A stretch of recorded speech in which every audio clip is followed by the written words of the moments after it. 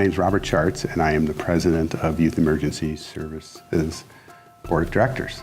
And I've been on for approximately 4.5 years. I've been involved in the juvenile court system for 24 years now as an attorney. I see a lot of the difficulties that children are facing due to no fault of their own. You drive by bridges and abutments and clumps of trees that you don't know are tent cities and that type of thing. And when you're exposed to that and you understand that they're there and it's that close to the surface of your environment, it's eye-opening.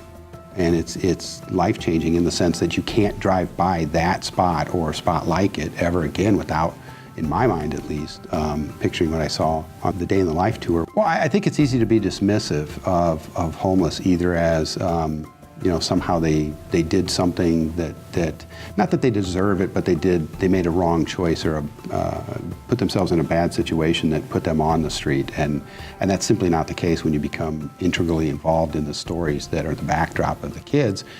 That's not the case. A lot of times it was due to no fault of their own that they're on the street and they're trying to make the best of the situation, and I think that's important for the community to realize, because it's not just a lifestyle choice or a freedom type choice where somebody doesn't want constraints on their life, so they choose to be homeless as a youth. I don't think that that's practical.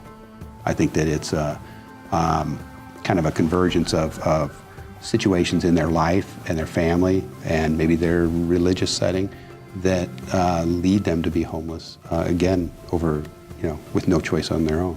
So teaching them how to be successful in the world, and then they can go off on their own and they can continue to be successful without dependency on a program or an agency or any adult. Ultimately, the goal is to end youth homelessness, which is an ideal, but in order to be practical about it, you have to increase the services in order to serve more kids in order to have that happen. I think it's a no-brainer. I think that the future of our community, the future of this country, the future of the world are children.